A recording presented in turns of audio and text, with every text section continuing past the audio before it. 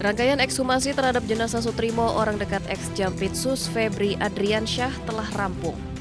Fakta baru diungkapkan oleh Ketua Tim Dokter Forensik, di mana hasil pemeriksaan luar dan dalam tidak ditemukan adanya luka benda tajam atau tumpul.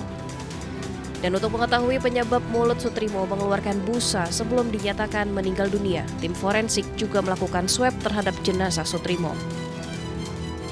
Dari hasil pemeriksaan dalam, pemeriksaan luar dan pemeriksaan dalam, secara visual kami tidak mendapatkan tanda-tanda luka yang dimana diakibatkan oleh karena kekerasan tumpul maupun kekerasan tajam. Namun pada waktu kami ekshum tadi sudah tidak ada di ini kan, tetapi kami mencoba melakukan tadi pemeriksaan laboratorium, mengambil dengan cara mensuap, ya. Apakah di situ masih ada sisa-sisa dari yang terkandung dari ini, kita tunggu dari hasil laboratorium tersebut. Kabid Humas Polda Metro Jaya menerangkan ekshumasi dilakukan melalui 3 tahapan dan melibatkan tim gabungan Perhimpunan Dokter Forensik dan Mediko Legal Indonesia dari Jakarta, Jawa Tengah, dan Jawa Timur, serta ahli laboratorium forensik, toksikologi, DNA, serta histopatologi anatomi. Pelibatan berbagai institusi dan disiplin keahlian dilakukan untuk menjaga objektivitas, integritas pemeriksaan, dan akuntabilitas ilmiah, sehingga dalam pelaksanaan pemeriksaan dapat diuji dan dipertanggungjawabkan sesuai kaidah keilmuan. Rangkaian ekshumasi berlangsung selama 3,5 jam di pemakaman Bantar Agung Desa Lahar, Kecamatan Wangon, Banyumas, Jawa Tengah. Sampel jenazah yang diambil akan dianalisa di laboratorium selama kurang lebih 2 pekan. Tim Liputan iNews melaporkan.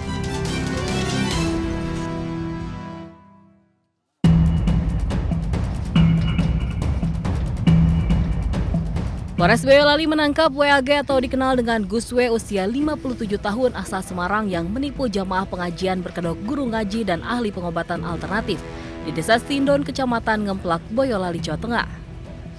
Pelaku berhasil menipu salah satu keluarga jemaahnya berinisial TS usia 49 tahun. Pelaku menggondol uang korban senilai Rp105.300.000 dan menukarnya dengan uang mainan setelah menakuti korbannya dengan isu ilmu gaib, bahwa keluarganya terancam guna-guna jika anaknya menikah dengan calon pasangannya. Uang terkumpul dan akan dilakukan pembersihan guna-guna tersebut. Tidak lama aksi penipuan dijalani saat korban meninggalkan ruangan untuk ke kamar mandi. Pelaku yang juga seorang residivis memanfaatkan kesempatan untuk menukar uang asli dengan uang mainan yang telah disiapkannya. Korban sadar menjadi korban penipuan lalu melaporkan WAG ke Polres Boyolali. Meletakkan uang tersebut di atas piring di suatu tempat itu, kemudian korban beserta dengan suaminya membuka bungkusan tersebut. Ternyata yang diketemukan adalah satu ikat uang palsu, yang mana uang asli yang dibungkus terlebih dahulu itu sudah dibawa kabur oleh terlapor. Pelaku juga merupakan residivis kasus penipuan dan penggelapan di wilayah Kalimantan. Dari Boyolali, Jawa Tengah, Tata Rahmanta, iNews melaporkan.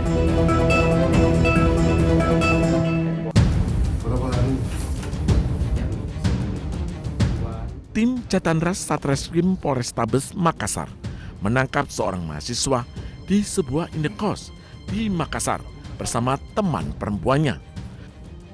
Pelaku ditangkap usai membuat skenario penculikan dan penyekapan dirinya untuk memeras orang tuanya. Sebelumnya, orang tua EE mendapatkan pesan dari seseorang yang mengaku menyekap anaknya.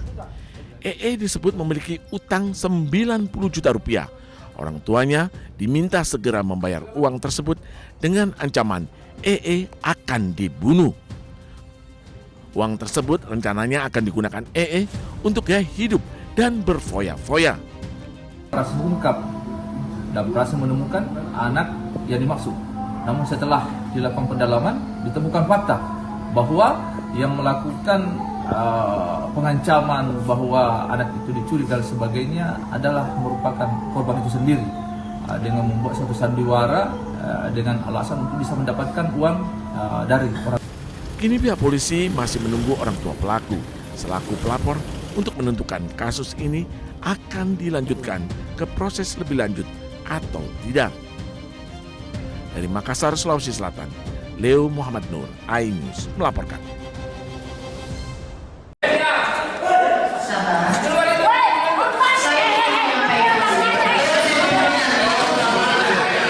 Rapat paripurna DPRD Goa, Sulawesi Selatan memanas.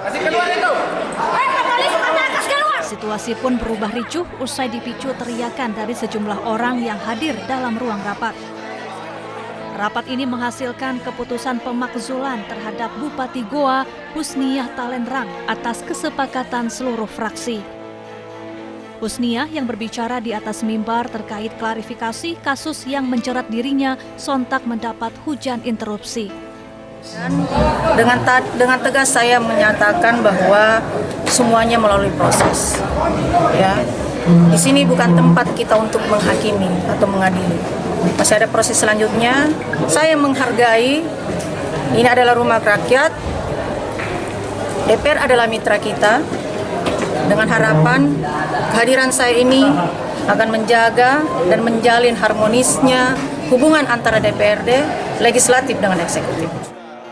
Sebelumnya, Husniah diperiksa tim Pansus Hak Angket atas 3 kasus, yaitu dugaan korupsi seragam sekolah gratis sebesar 16 miliar rupiah, pencabutan sepihak bantuan beasiswa program doktoral salah satu mahasiswi, dan dugaan perselingkuhan.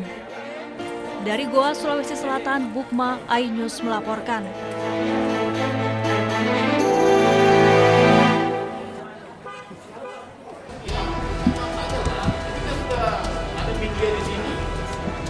Sidang perdana gugatan perbuatan melawan hukum PMH terkait keabsahan dokumen legalisir ijazah Presiden ke-7 Joko Widodo digelar di Pengadilan Negeri Jakarta Pusat Rabu siang. Agenda sidang adalah penyerahan dan penyampaian perbaikan gugatan dari pihak penggugat yakni Bonatua Silalahi dan Muryono Aladin. Kuasa hukum penggugat menyampaikan majelis hakim serta pihak tergugat telah menerima berkas perbaikan gugatan tersebut. Substansi utama yang dipermasalahkan adalah terbit dan digunakannya legalisir fotokopi ijazah Joko Widodo saat mencalonkan diri dalam Pilkada Solo, Pilgub DKI Jakarta hingga Pilpres yang dinilai tidak memenuhi syarat formil administrasi. Seperti ketiadaan tanggal dan tahun pengesahan. Makanya ini saya merasa bahwa dengan tiadanya tanggal itu menghilangkan jejak penelusuran. Sehingga kita tidak bisa mengkoreksi benar nggak dulu dilegalisir. Kita tidak bisa mengkoreksi, dulu kalau seingat saya ada tahun sekian, tahun di waktu yang sama ada juga yang melegalisir. Ini mengaburkan penelusuran kita, seperti itu. Sebelum berlanjut ke sidang pembacaan gugatan, upaya mediasi telah dilakukan sebanyak 4 kali. Namun rangkaian mediasi mengalami kebuntuan akibat ketidakhadiran para tergugat utama secara langsung.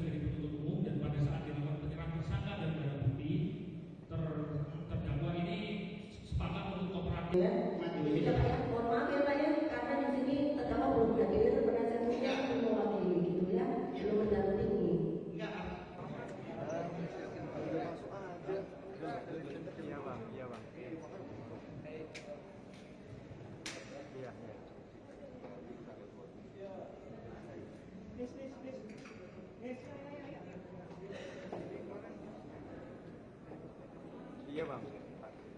Iya bang. Dia tadi ngomong.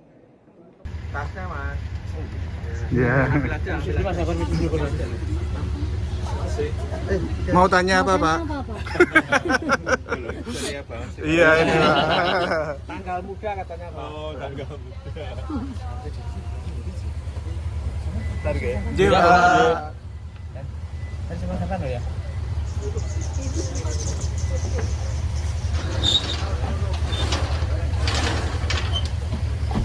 Awake dhewe ketok. Ya. Iya.